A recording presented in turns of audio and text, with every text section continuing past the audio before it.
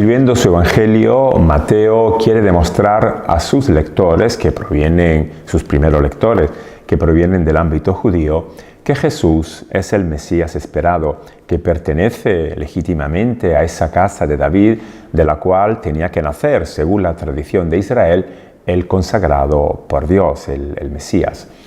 Por eso el evangelista trata acerca de los orígenes de Jesús, cómo fue su nacimiento, y lo hace de una manera muy singular. Así escribe Mateo en este cuarto domingo de Adviento. Este es el origen de Jesucristo.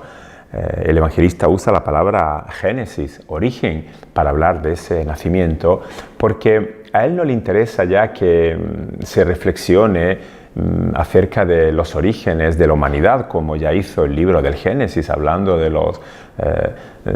Adán y Eva, sino que ahora a Mateo lo que le interesa es presentar esa nueva humanidad, que en Jesús pues se va a cumplir, va a llevar a su plenitud el proyecto de salvación del Padre. Por eso el evangelista usa la palabra Génesis para hablar del origen de Jesús, demostrando esa originalidad y esa creación nueva que en su persona se va a dar a conocer a toda la humanidad. Y dice Mateo: María, explicando este origen, su madre, estaba desposada con José y antes de vivir juntos resultó que esperaba un hijo por obra del Espíritu Santo. Ya sabemos entonces cuál es el origen de Jesús. Jesús proviene del Espíritu, esta fuerza creadora, este amor del Padre, que va a concebir en María, en su madre, esta creación nueva. Por lo cual el evangelista ya quiere dar a conocer que sobre Jesús no va a pesar toda esa tradición que por línea paternal se pasaba de generación en generación. En Jesús, no teniendo como padre José, el marido de María, pues no va a hacerse pesar toda esa tradición que no permitía de una manera plena que se cumpliera el diseño del Padre. Y el evangelista nos dice cómo era el matrimonio en aquel tiempo. Tenía dos fases. Una primera era la del contrato, el compromiso, en el que el marido, dando ese dinero para demostrar que estaba interesado en tomar a esa mujer como esposa, pues se comprometía ya a aceptarla pasado un año de tiempo, el tiempo que se dejaba para que la muchacha pudiera también madurar físicamente.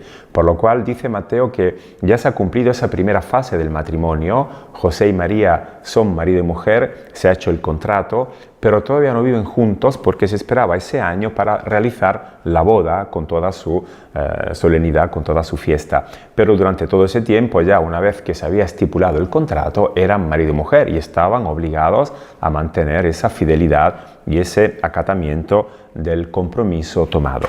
Resulta que no viviendo aún juntos, pues María se queda embarazada, espera un hijo por obra del Espíritu Santo, del Espíritu Creador.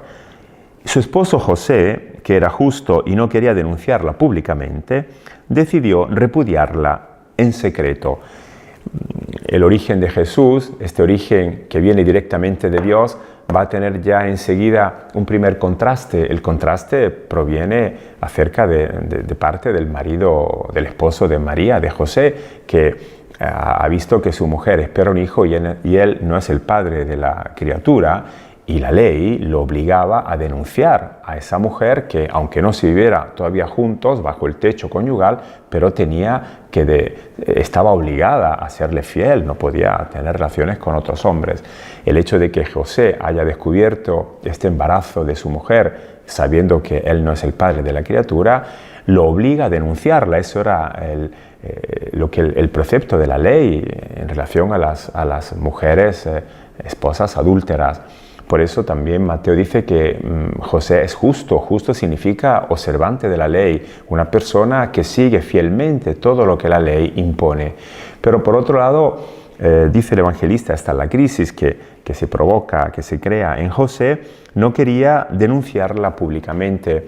José no quiere hacer daño a esta muchacha. Él también tiene en cuenta otro precepto de la ley: amarás a tu prójimo como a ti mismo. Y entonces prefiere repudiarla de una manera secreta, porque de todas formas tiene que observar esta ley a la cual José se siente obligado y sometido. Y mientras estaba pensando, dice el evangelista, en esto se le apareció en sueños el ángel del Señor que le dijo: José, hijo de David, no tengas reparo en llevarte contigo a María, tu mujer, porque la criatura que lleva en su seno viene del Espíritu Santo.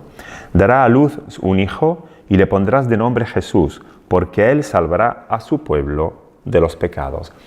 Cuando José está pensando a todo esto, este drama que le mueve por dentro, que prefiere dejar a un lado la ley con su severidad y renunciar a su derecho en relación a María, pues cuando pone al primo en primer lugar el bien de esa mujer, cuando José manifiesta la misericordia acerca de su mujer, aunque él no se sienta ya unido a ella, quiere repudiarla secretamente, pero cuando este hombre manifiesta su misericordia, entonces, dice el evangelista, tiene una experiencia muy profunda del divino.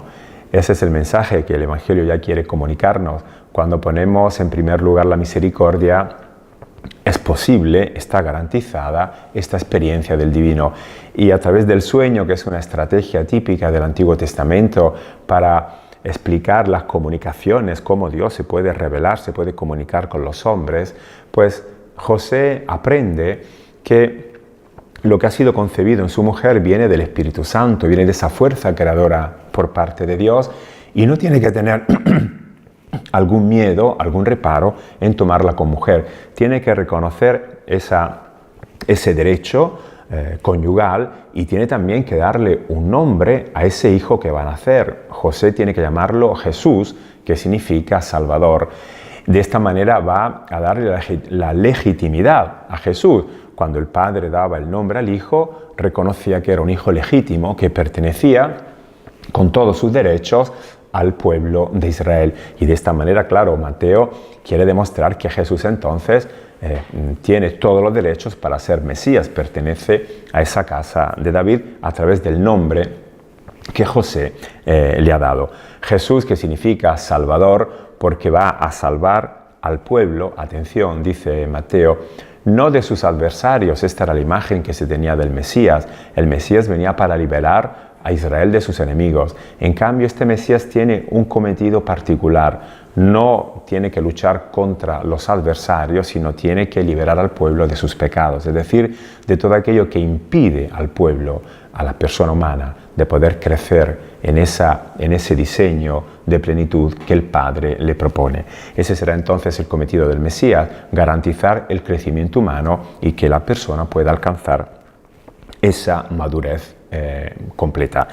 Y Mateo explica también este hecho diciendo que sucedió para que se cumpliese lo que había dicho el Señor por el profeta. Mirad, la Virgen concebirá y dará a luz un hijo y le pondrán de nombre Emmanuel, que significa Dios con nosotros.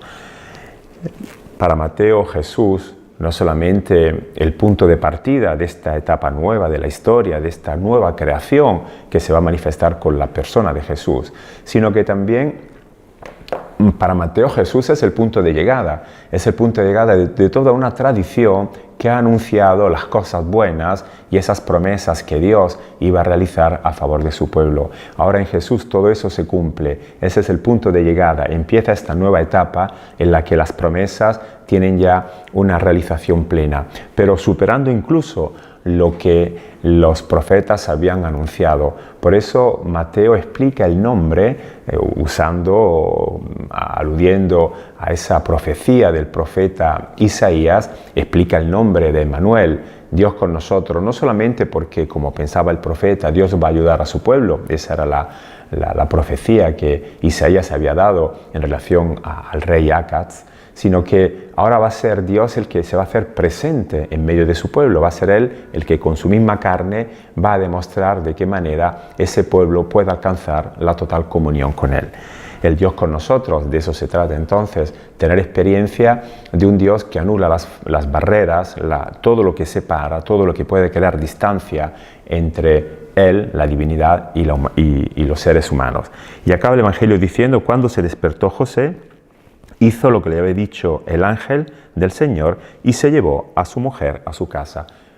José demuestra que es realmente una persona justa, como ya ha explicado el evangelista, porque va a ser fiel a las palabras del Señor, va a aplicar de una manera muy seria y muy decidida en su vida lo que el Señor le pide que haga. De esta manera se demuestra su justicia, esa fidelidad que se va a demostrar también con la misericordia. Por eso en el Evangelio de Mateo leeremos la bienaventuranza de los misericordiosos. Bienaventurados los misericordiosos porque encontrarán misericordia. Para José la misericordia significa tener una experiencia profunda de Dios y con esa experiencia podrá llevar adelante ese proyecto que Dios le encarga de poder dar una legitimidad al Mesías esperado y de poder construir con María esa comunidad donde ahora se realizan las palabras anunciadas por los profetas.